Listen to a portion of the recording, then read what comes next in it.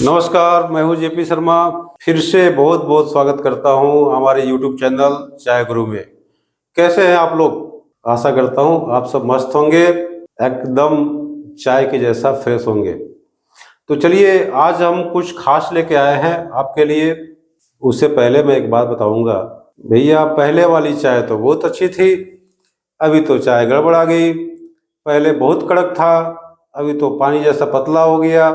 पहले golden colour की उसकी लिकर होती थी, अभी तो पतला दिख रहा है, पिंकिश हो गया। ये सब तमाम बीमारियां होती हैं। चाय कभी काली आ गई, एकदम क्लीन आ गई, मस्त दाना है, मस्त फ्लेवर है, कभी गड़बड़, कुछ है ही नहीं उसमें, ना फ्लेवर मिल रहा है, ना ही कोई टेस्ट मिल रहा है। देखिए, ये अप एंड डाउन जिंदगी का हिस्सा है, चाय का भी हिस्सा है। हर जगह उतार और चढ़ाव है। इस उतार और चढ़ाव को समझना पड़ेगा। खास तौर पे चाय के बारे में बता रहा हूँ कि ये उतार चढ़ाव होती क्या है। देखिए, एक बहुत खास प्रोग्राम है आज का।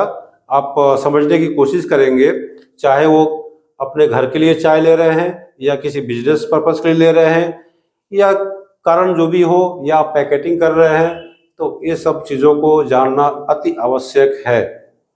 तो इस सिलसिले में आपके गुरु जेपी शर्मा, मैं सोचा भाई कुछ न कुछ बताऊं। और काफ़ी स्पेशल चीज़ें हैं। बहुत लोगों की ये क्वेश्चन आती थी, सर पहले वाली तो बहुत अच्छी थी, वेरिएशन आ जाती है। किसी से चाय मंगाते हैं तो वो तो पहली बार तो बहुत बढ़िया देता है, दूसरी बार खराब देता है। भाई साहब, वो होशियार है, आप बेवकूफ़ हो, पहचानने नहीं आता है। जब तक आप समझेंगे नहीं, तब तक कैसे पता करेंगे कैसी है क्या है। सारी बातों को मैं बताऊंगा, निचोड़ निचोड़ के बताऊंगा, पोल खोल दूंगा इंडस्ट्री में जो भी गड़बड़ करने वाले हैं उन सब का। भाई, क्वालिटी के फेवर में हूँ, खराब क्वालिटी का पक्का दुश्मन हूँ मैं, तो छोड़ूंगा नहीं। आप सबको मैं एक बात बोल रहा हूँ, चाहे इसको वार्निंग समझो या जो कुछ समझो, भैया वीडियो लंबी होने वाली है, छोड़ना मत। आधी अधूरी जानकारी मतलब गड़बड़ बात है, इसको पूरा देख के जाना। काफ़ी ज़रूरी बात मैं बताने वाला हूँ, काफ़ी अच्छी इन्फॉर्मेशन है, इसको पूरा पूरा कवर करके ही छोड़ूंगा। आप लोग इसको एंड तक देखिए, स्किप मत करिए प्लीज़। चलिए, तो वीडियो में आगे आते हैं, बढ़ते हैं। तो मैं आज बात करने वाला हूँ सीजनल इफेक्ट ऑन टी। देखिए, सीजनल इफेक्ट होता क्या है, what is the seasonal effect? Seasonal effect जो मौसम के कारण जो भी परिवर्तन आते हैं चाय की क्वालिटी में, उसकी बात कर रहे हैं हम। कभी रीजनल इफेक्ट के बारे में बात करेंगे, नेक्स्ट वीडियो में शायद मैं रीजनल इफेक्ट के बारे में बात करूंगा कि किस एरिया की कैसी चाय होती है, उसकी लोकेशन के हिसाब से, उसकी सॉइल के टेक्सचर के हिसाब से, उसकी क्लाइमेटिक कंडीशन के हिसाब से, उसकी एल्टीट्यूड मतलब हाइट कितनी ऊंची है कितनी नीची है। तो ये बहुत सारी बातें हैं। उसकी प्लांट वेरिएशन में क्या फ़र्क आता है, किन प्लांट में कैसी पत्तियां होती हैं, ये बहुत सारी अंदर की बातें हैं। काफ़ी डेप्थ इसमें मतलब चर्चा होती है। तो मैं एक बेसिक लेके चल रहा हूँ कि जो चाय का ABCD नहीं जानते हैं अभी तक, तो हम मतलब पहला लेटर जो A होता है उसको भी हम कवर नहीं कर पाए हैं। अभी जेड आने में भैया बहुत टाइम है। ए से जेड तक आने में शायद साल, 2 साल, 3 साल, 10 साल भी लग जाए, पता नहीं। मुझे भी शायद जेड तक नहीं आता है। तो जो भी हो, मैं कम से कम ए जानता हूँ और ये आप लोगों को बताऊंगा, अच्छे से बताऊंगा। तो ये सीजनल इफेक्ट ऑन टी, इसमें बहुत सारे फ्लश आते हैं। जैसा आप लोगों को पता है कि चाय सारा साल नहीं उगता है। ये नॉर्मली फरवरी एंड से या मार्च के फर्स्ट वीक से ये प्रोडक्शन स्टार्ट होती है, और दिसंबर मिड तक आते आते ये प्रोडक्शन ऑफ हो जाती है। तो दिसंबर मिड से लेकर के फरवरी मिड या एंड तक सारी फैक्ट्रियां, सारी बागान बंद रहती है, क्योंकि विंटर सीजन में चाय की पत्तियां नहीं आती हैं। इस वजह से ये प्रोडक्शन हो नहीं पाती है। ये नॉर्मली उस समय क्या है, डोरमेंट पीरियड में चली जाती हैं, पत्तियों को उगना बंद हो जाता है। इसके बहुत सारे ये प्लांट एटोनॉमी को समझना पड़ता है। जो इसके विशेषज्ञ हैं वो लोग ज़्यादा अच्छे से बता पाएंगे। बेसिकली मैं एक प्रोडक्शन साइड से मैं बात कर रहा हूँ। तो जैसे कि मैं बताया कि सीजनल इफेक्ट में नॉर्मली इसको 4 फ्लश में भाग की गई है, जिसको फर्स्ट फ्लश बोलते हैं, दूसरा सेकेंड फ्लश, तीसरा रेनी फ्लश और चौथा ऑटम फ्लश बोलते हैं। तो उसके बाद से पत्तियों का आना धीरे धीरे कम हो जाता है और दिसंबर 15-20 तारीख के बाद से फैक्ट्रियां बंद हो जाती है। आजकल तो पिछले करीब 4-5 साल से टी बोर्ड ने एक सर्कुलर जारी कर देती है कि भैया इतने तारीख के बाद से फैक्ट्रियां नहीं चलेंगी। सारे इंडिया के जितने भी टी रीजन्स हैं सबके 2-4 दिन आगे पीछे का डेट डिक्लेयर कर दी जाती है कि 15-18, नॉर्मली ये 15 से 18 दिसंबर के बीच में ये सर्कुलर आ जाती है, सारी फैक्ट्रियां बंद हो जाती है। फिर उसकी ओपनिंग डेट एक बता देते हैं कि इतने से चलेगी और 31 दिसंबर तक तो सारी फैक्ट्रियों का स्टॉक क्लियरेंस भी कर दी जाती है। मतलब उनको डिटेल दे दी जाती है कि इतना स्टॉक है, सॉर्टिंग हो गया, पैक्ड हो गई है चाय।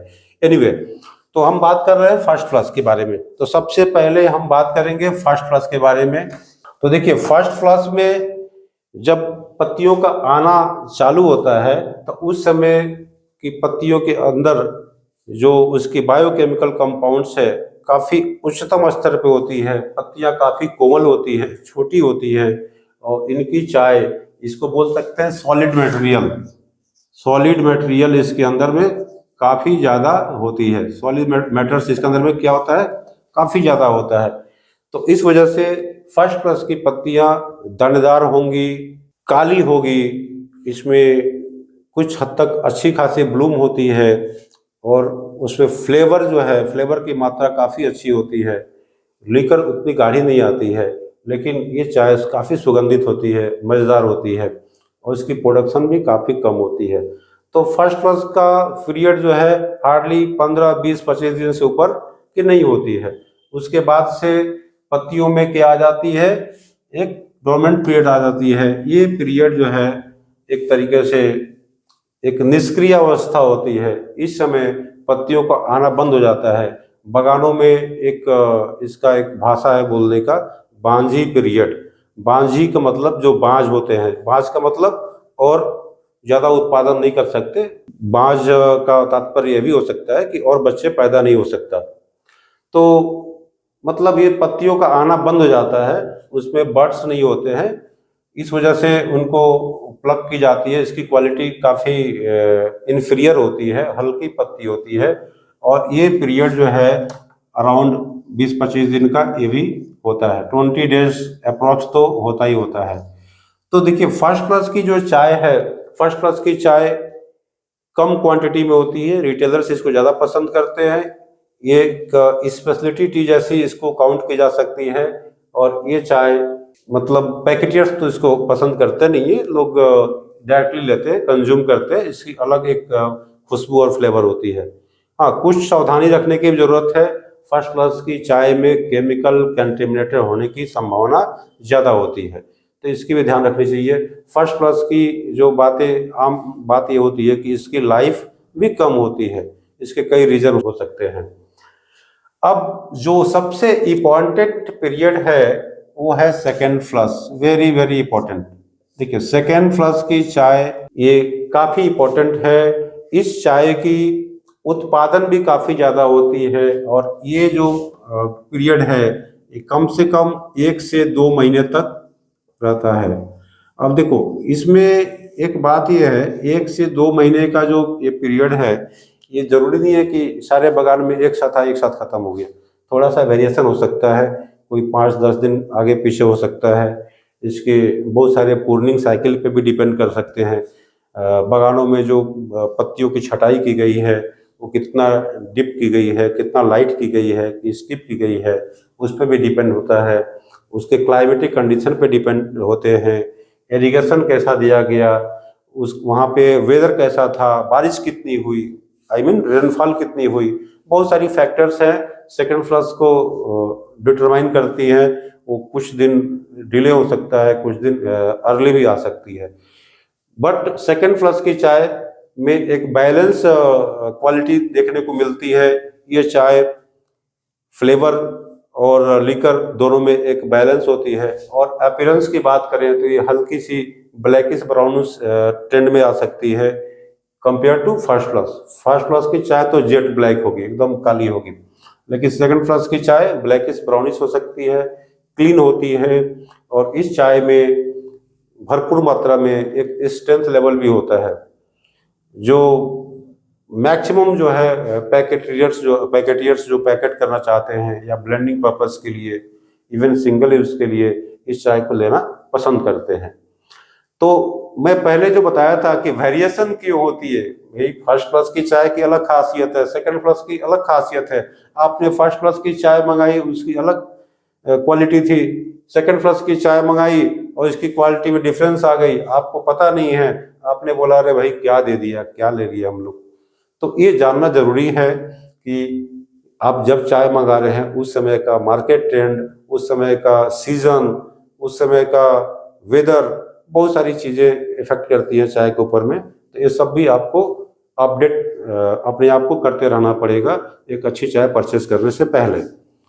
अब इनमें भी कई बातें और भी आती हैं कि सेकंड फ्लश की चाय अगर ऑक्शन के थ्रू बेचते हैं तो डिले आती है मार्केट में, प्राइवेट में जब बेचते हैं तो अर्ली आ जाती है। तो उस ढंग से आप प्लान कर सकते हैं कि पहले प्राइवेट में ले और बाद में ऑक्शन से ले, तो आपको लंबी पीरियड तक चाय ले सकते हैं कम इन्वेस्टमेंट के साथ में। तो वो तो अलग बात है।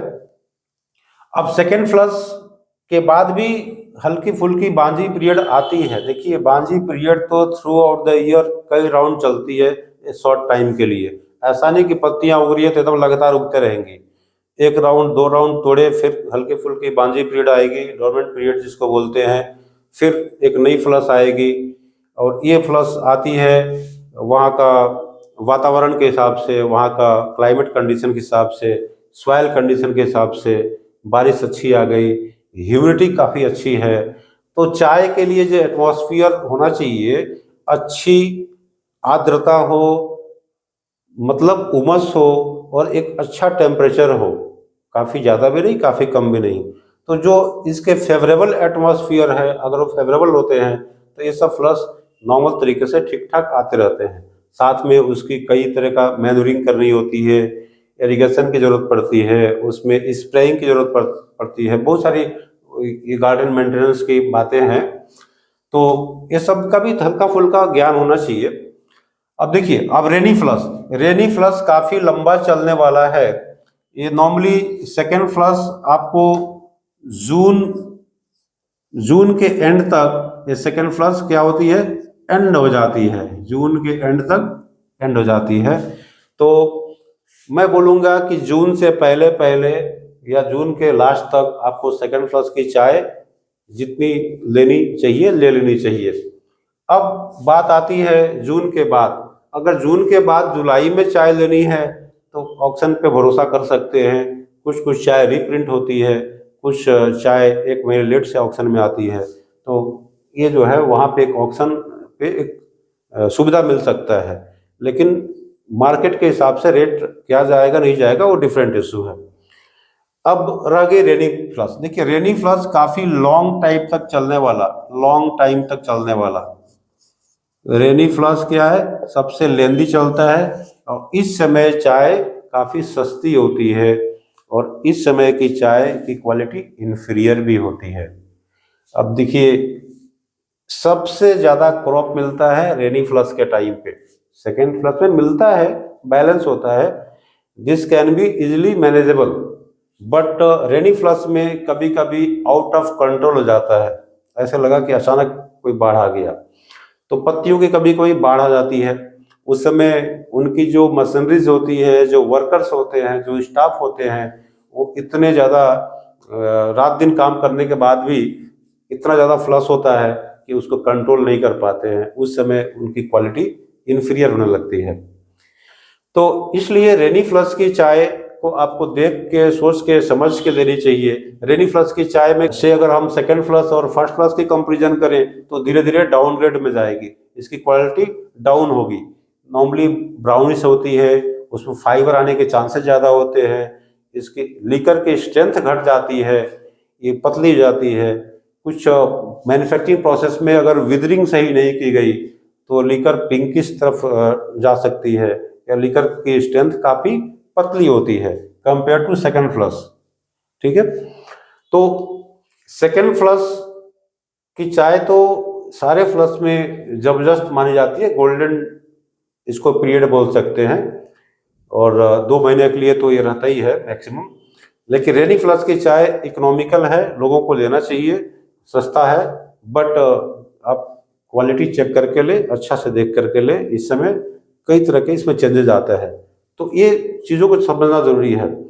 एक चीज़ और बताऊंगा कि रेनी फ्लश में क्या क्या डिसएडवांटेज आते हैं, चाय में क्या क्या प्रॉब्लम्स आती हैं, जैसे कि लाइट वेट होना, हल्का हो जाना, चाय की ब्लूम में कमी आना, चाय की जो अपीयरेंस है वो ब्राउनिश टेंड में ज़्यादा चला जाना, चाय में इम्पोर्टेंट फाइबर का आना। मैंने पिछले वीडियो में बताया था ये सारी बातें अपीयरेंस के बारे में, चाय देखने में कैसा होना चाहिए, उसमें बहुत सारे ट्रिक्स मैंने दिए थे। अगर आप लोगों ने नहीं देखा है तो पिछला वीडियो ज़रूर देखिए, उससे आपको ये सब चीज़ों को समझने में सुविधा मिलेगी। और भी बहुत सारी बातें हैं। इसकी इन्फ्यूज़न जब लीकर टेस्ट करते हैं तो इन्फ्यूज़न जो है कॉपरी से, ब्राइटर कॉपरी से घटते घटते डार्क इस तरफ आने लगती है। तो कई तरह के और भी इसमें पॉइंट्स होते हैं, इसको देखते रहना चाहिए, अकॉर्डिंगली जज करना पड़ेगा। लेकिन मैं अभी आज बात कर रहा हूँ सीजनल इफेक्ट क्या है और क्या क्या फर्क आता है उस फ्लश के हिसाब से। अब रेनी फ्लश जैसे आपको सितंबर में धीरे धीरे बारिश कम होना चालू होगा, तो सितंबर के मंथ में एक पोस्ट रेनी फ्लश, अक्टूबर में भी बात कर सकते हैं, सितंबर अक्टूबर के मंथ में, ये सितंबर मिड या एंड में, या October first week second week की बात कर लीजिए। उस समय क्या होता है, बरसात के बाद वाली पत्तियां जो होती हैं उसमें और भी ज़्यादा कमजोर हो जाती हैं, उसमें और भी ज़्यादा मतलब क्या बोलते हैं, जान उसके अंदर नहीं रहती है। तो ये पत्ती काफ़ी इन्फीरियर हो सकती है, उस समय काफ़ी ज़्यादा कॉन्शियस हो जाना चाहिए। और जो गार्डन अच्छे लेवल पे मेंटेन कर रहे हैं, जिनकी साइकिल अच्छी है, बागान की मेंटेनेंस अच्छी है, उसके अंदर में जो भी न्यूट्रिशंस की ज़रूरत है चाय के पौधों के लिए अगर टाइम टू टाइम दी जाती है तो शायद वहाँ पे उतनी इफेक्ट नहीं आती है। लेकिन नॉर्मली जो पुअर मेंटेन गार्डन है वहाँ पे पोस्ट एनी सीजन की पत्तियाँ मतलब एकदम निर्जीव जैसा हो जाती है, उसमें कोई जान ही नहीं होती है। तो इस समय ग्रे आ सकती है, खाकी हो सकती है, ब्राउन हो सकती है, और पत्तियों में लीकर की बहुत बड़ी प्रॉब्लम होती है, फ्लेवर की बहुत बड़ी प्रॉब्लम होती है, और काफ़ी कॉन्शियस होना चाहिए, देखना चाहिए, सस्ते देने वाले लोग लेते हैं। तो उस समय यहाँ की एक बात आती है पूजा, इसको बोलते हैं पूजा फ्लश भी बोलते हैं। उस समय क्या होता है, एक और बात इंपॉर्टेंट है, जैसे वेस्ट बंगाल के जो एरिया है इधर की मैं बात करूं तो यहाँ काली पूजा, दुर्गा पूजा सब आसपास में पड़ती है, और दुर्गा पूजा काली पूजा में यहाँ पे लंबी छुट्टियाँ होती हैं, 5 दिन 6 दिन बागान डिस्टर्ब होता है, वर्कर्स नहीं होते हैं लंबी छुट्टियों में, बोनस मिलता है, बोनस मिलने के बाद से तो वर्कर के अंदर में नहीं जाना जाती है, आप समझ सकते हैं, उनको तो बस पैसा मिला है उनका तो पूछो मत। तो जो भी है ये उनका मौज मस्ती वाला दिन होता है। तो दुर्गा पूजा और काली पूजा के टाइम पे पत्तियों की फ्लो अचानक से बढ़ती है और वो कंट्रोल नहीं हो पाती है, क्योंकि उसको हम लोग यहाँ पे पूजा फ्लश भी बोलते हैं। तो इस वजह से उस समय क्वालिटी अप एंड डाउन होने की संभावना ज़्यादा है, उसके अंदर में फाइबर की मात्रा आ सकती है, लूज कट आ सकता है, ब्राउनिश हो सकती है, इतना ज़्यादा वेरिएशन इसमें आ सकता है। अब उसके बाद से लास्ट में एक जो फ्लश आता है ये नवंबर के स्टार्टिंग में आ सकता है, अगर टेम्परेचर सही है, एक सही टेम्परेचर में जब हल्की फुल्की शीत गिरने लगती है, नाइट टेम्परेचर जब काफ़ी ज़्यादा फॉल हो जाता है, डे टेम्परेचर आपको 28, 29, 30 डिग्री के आसपास होता है, तब ये जो है ऑटम फ्लश का एक टाइम आता है। उस समय की चाय काली होती है और ये चाय वेट भी सही होती है, जैसा फर्स्ट फ्लश में काफ़ी वेटी चाय होती है, इस तरीके से यहाँ भी वेट मोरलेस गेन हो जाती है। बट इस चाय में एक ऑटम का फ्लेवर एक होता है, लेकिन ये चाय लीकर की बात करें तो इसकी लीकर थीन हो जाती है। इसके लीकर की क्वालिटी क्या है, ये थीन होती है, पतली हो जाती है। इसकी खासियत यही है कि इस चाय की अंदर एक खुशबू बहुत प्यारी सी आती है, अगर सच में ऑटम फ्लश की चाय है तो। इसकी टाइमिंग काफ़ी ज़्यादा नहीं होती है। नॉर्मली देखिए नवंबर से लेकर के नवंबर एंड तक पकड़ सकते हैं या विद इन नवंबर ये मिलती है। उसके बाद से पत्तियों की क्वालिटी धीरे धीरे धीरे धीरे धीरे धीरे डाउन होने लगती है। पत्तियां हार्डनेस की तरफ चली जाती है, छोटी पत्ती भी हार्ड हो जाती है और उसमें फाइबर की कंटेंट बढ़ने लगती है। उसके अंदर लीकर की और भी ज़्यादा कमी महसूस होती है। वो ब्लूम नहीं आती है, क्योंकि ठंड के टाइम में जो प्रोसेसिंग होती है फैक्ट्रियों में, उसमें फर्मेंटेशन का एक प्रोसेस होता है। वो फर्मेंटेशन प्रोसेस बहुत दिक्कत होता है एक अच्छी फर्मेंटेशन को अचीव करना, क्योंकि फर्मेंटेशन के लिए भी एक अच्छा टेम्परेचर का होना जरूरी है। तो लॉन्गर फर्मेंटेशन लेते हैं, ऑक्सीजन की सप्लाई को कम कर देते हैं, तो इस तरीके से वो भी मरी मरी सी पत्तियां होती है, उसमें जान उतना खास होता नहीं है। तो अब आप लोग समझ गए होंगे कि कितनी सारी डिफरेंसेस है। अब नॉर्मली जो ब्लेंडर्स होते हैं, इन सब प्रॉब्लम्स को दूर करने के लिए वो डिफरेंट रीजन की डिफरेंट सीजन की चाय को ब्लेंड करते हैं, जो ये सब वेरिएशन को दूर की जा सके। अगर आप पैकेट में चाय भरते हैं, आप एक कांस्टेंट एक चाय लाना चाहते हैं, मार्केट में उतारना चाहते हैं, तो आपको एक ब्लेंडिंग प्रोसेस से होकर गुजरना अति आवश्यक है। और चाय में इसके बिना आप किसी भी चाय की प्रोडक्ट है, कोई भी पैकेट है या जैसे भी हो, इसमें आप कंसिस्टेंसी नहीं ला सकते। इसको कंसिस्टेंसी बनाए रखने के लिए, एक समान एक रूपता बनाए रखने के लिए इसमें ब्लेंडिंग की प्रोसेस करनी अति आवश्यक हो जाती है। तो जो भी छोटे बायर्स हैं, जो भी भाई लोग ऐसे हैं सोचते हैं कि भाई हम एक बार चाय मंगा लें, बिजनेस कर लें, दूसरी बार मंगा लें फिर करें, उसमें रिस्क है। आप किसी अच्छे ब्लेंडर से सलाह लीजिए, उनसे ब्लेंडिंग करवाइए। अदरवाइज आप ज़्यादा इन्वेस्ट करिए, डिफरेंट रीजन की डिफरेंट सीजन की चाय रखिए, उनको प्रॉपर स्टोरेज करिए, ब्लेंड करिए। अब डिफरेंट रीजन डिफरेंट सीजन की चाय की मतलब नहीं है कि आप फर्स्ट क्लास की चाय रखें फिर लास्ट रखें, भैया एक्सपायर हो जाएगी। उतना लंबा भी नहीं रखना है। टैक्टफुल होकर के आप इसको हिसाब करिए, ठीक से प्लान करिए, इजी है, आराम है, खूब बढ़िया से कर सकते हैं। तो मैं आशा करता हूं कि आप सबको ये सब पॉइंट समझ में आ गई होगी। आप हमारे साथ बने रहते हैं, बहुत सारा प्यार देते हैं, तरह तरह के कमेंट करते हैं, सुन के बहुत अच्छा लगता है। आप सबकी उत्साहन से, आप सबका जो प्रोत्साहन देने से मुझे बहुत सारा उत्साह मिलता है। और आशा करूंगा कि इस तरीके का बहुत सारी जानकारियां आप सबको शेयर करते रहूंगा, समय समय पर बताते रहूंगा। जो नहीं आता है उसको सीखने की मैं कोशिश करूंगा। आप सबका बहुत बहुत धन्यवाद इस वीडियो में बने रहने के लिए। आप सबका तहे दिल से मैं शुक्रिया अदा करता हूं। और तब तक के लिए नमस्कार, जय हिंद, जय भारत।